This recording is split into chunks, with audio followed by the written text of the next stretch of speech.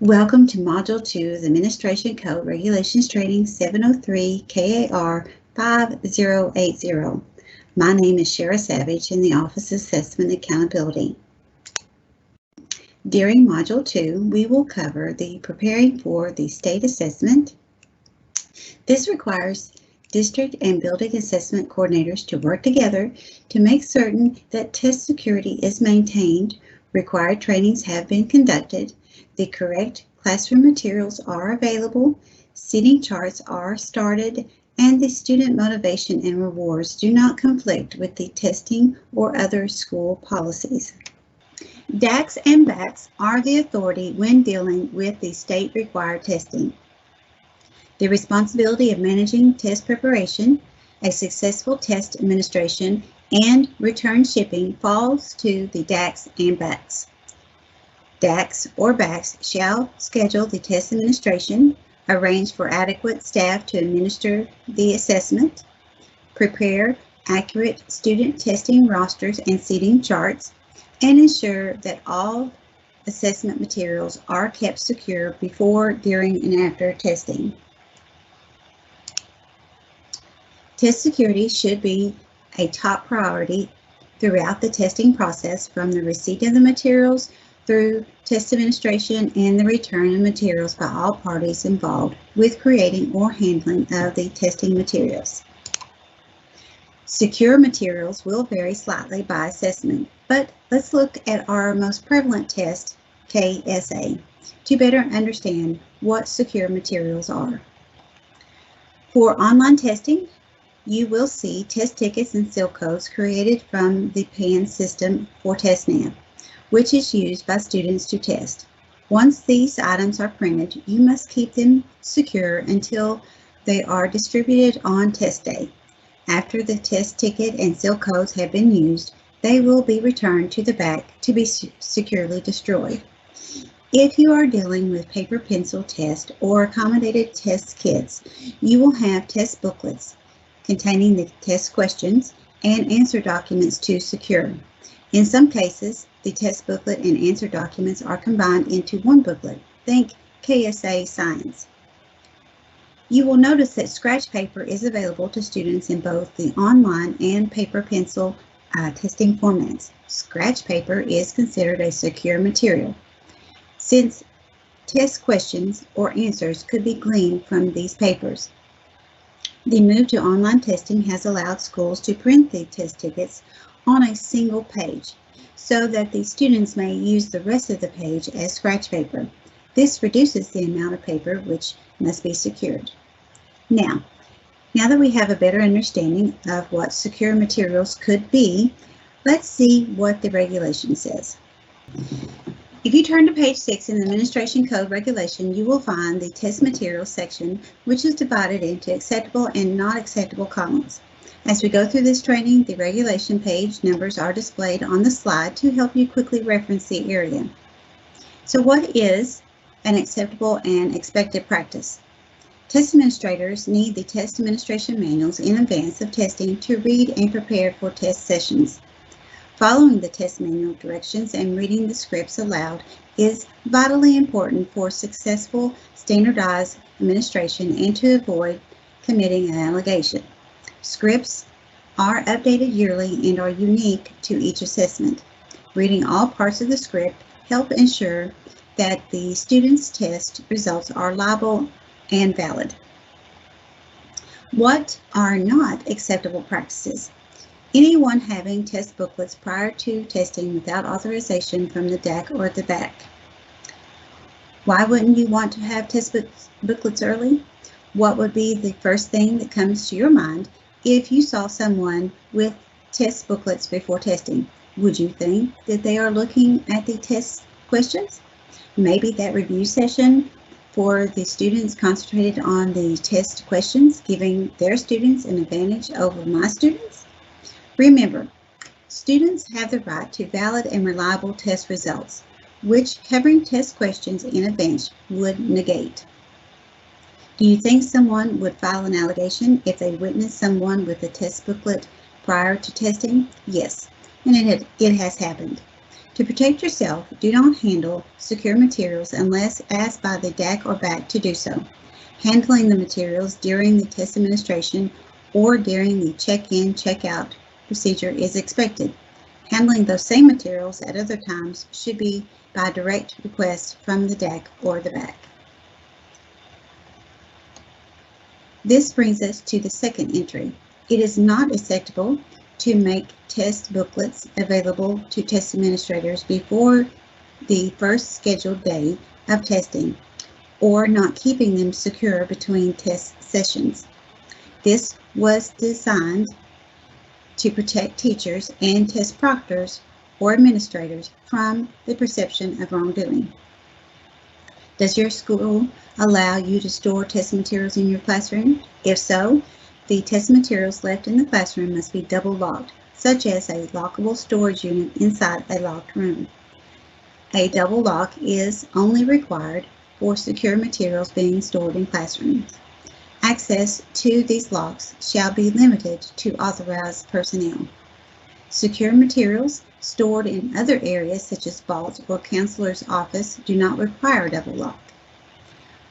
When not being used for scheduled testing, all assessment materials shall be stored in a secure location with access granted only to authorized personnel. In other words, please do not leave test materials outside of a locked storage unattended. Let's continue with confidential test content. For the KSA assessment, the Kentucky Academic Standards, or KAS, contain the minimum required standards that all Kentucky students should have the opportunity to learn before graduating. KAS helps ensure that all students throughout Kentucky are provided with common content and have the opportunity to learn at high levels. It is expected that teachers would know and teach concepts from those standards. Another acceptable practice is the visual scanning of student response booklets during or after a test session. The test administrator may look at the student's answer document to see if the responses are being recorded in the correct location, but should not be checking, grading, or scoring student responses or looking at test content for the purpose of learning or memorizing secure test materials. It is not acceptable to discuss, take notes of, or score test items. Have you heard of the term alert paper?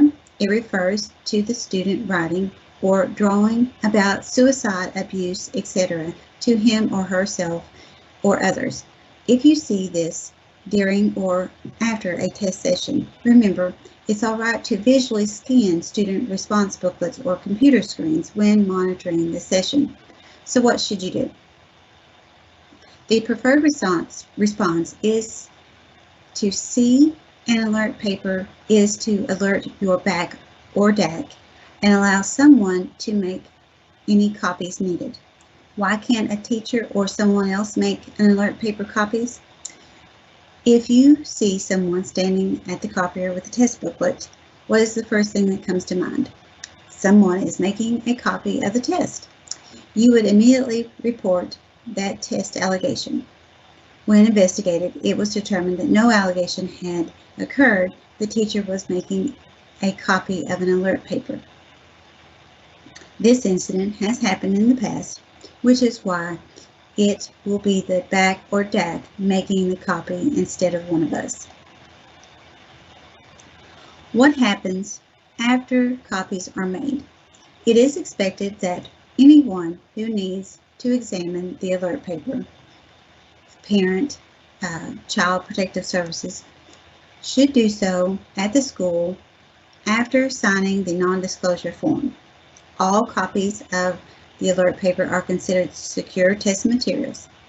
Once the issue has been resolved, the copies are to be destroyed in a secure manner. Besides the alert paper exception, it is not acceptable to reproduce secure test materials in whole or in part or paraphrasing in any way. Also, it is not acceptable to show test items to anyone not administering the test or revealing test items. This includes a verbal discussion. Allegation alert. Discussing test items in any manner which reveals the content of the item is considered an allegation. For example, two teachers who are administering the KSA are in the faculty lounge. They start talking about an item on the reading test and reveal the passage and some of the questions being asked. Even though both have signed a non-disclosure agreement and are administering the same assessment, discussion of the test items, passage, etc. is not acceptable and is a violation of the administration code. What should they have done? If you believe an item or passage is flawed or incorrect, contact your BAC. Give the BAC the content area, the section, item number, and what is wrong, such as no correct answer. Notice we never reveal the test item content. Our last not acceptable practice is using the knowledge of the test items to prepare students for the assessment. This ties back to not having the test booklets prior to the test administration and not taking any notes when visually scanning the test booklets. Our final acceptable practice deals with scratch paper. On tests where students are allowed to use scratch paper, the scratch paper is considered a secure material and should be collected and securely destroyed after testing. Blank or graph paper may be used for scratch paper. With the advent of online testing, some schools are choosing to use the test ticket printed full page for each student to use as scratch paper instead. What you choose to use as scratch paper is a local decision. Let's look further at the handling of secure test materials. There are times when test materials will leave the school for off-site testing. This may include computers, paper test booklets, audio CDs, etc. For materials being transported and used for home or hospital administration or off-site administration, test security must be maintained. It is not acceptable to leave materials with students at home or hospital setting. Trained staff are expected to be present when secure materials are.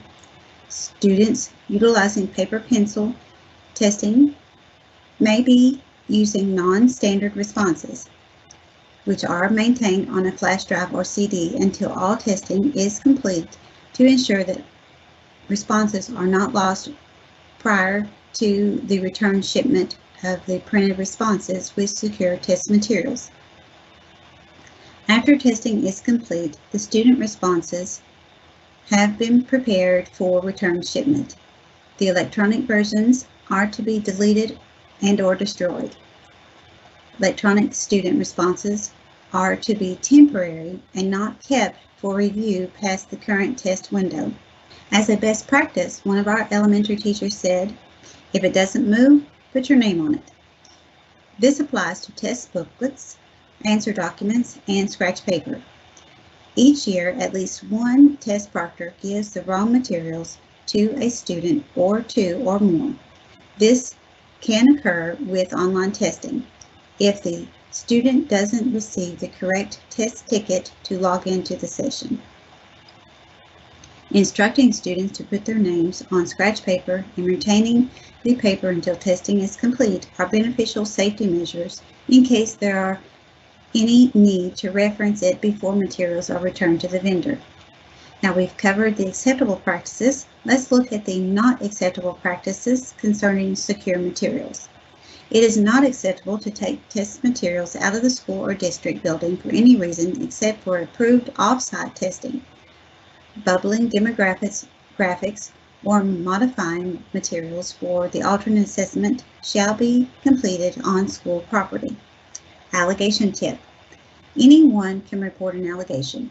If you are seen with secure materials outside the school building or outside the district school building, someone might assume that you have nefarious motives, such as changing student answers.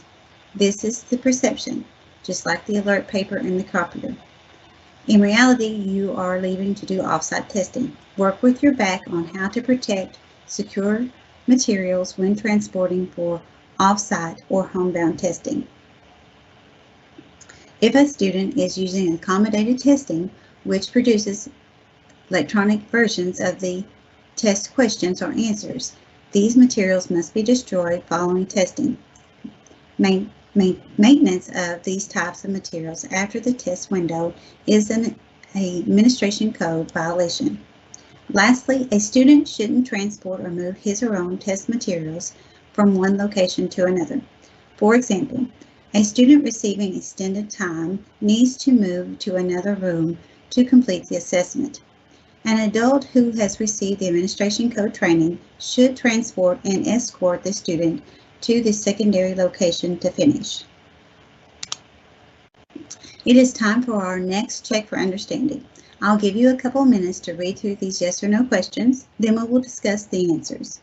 Is it acceptable to take photos of test items to use next year so that you know you are teaching the correct content? No. Test administrators may use released items and support materials posted to KDE website and the Pearson site to help prepare students for the assessment. Newly released practice tests are available on the Pearson site. Next question. Is it acceptable for testing staff to receive or access test administration manuals prior to the first day of testing? Yes, it is. Is it acceptable to read only the bold type instruction script in the TAMs and skip the test administrator instructions if you have been a test administrator in the previous years? No. Test manuals are updated yearly. This concludes Module 2 of 6 of the Administration Code. Please review all 6 modules to complete the Administration Code training. If you have questions, please contact us at KDE DAC Information by email at dacinfo@education.ky.gov or give us a call at 502-564-4394. Thank you for participating in this section of the training with the Office of Assessment and Accountability.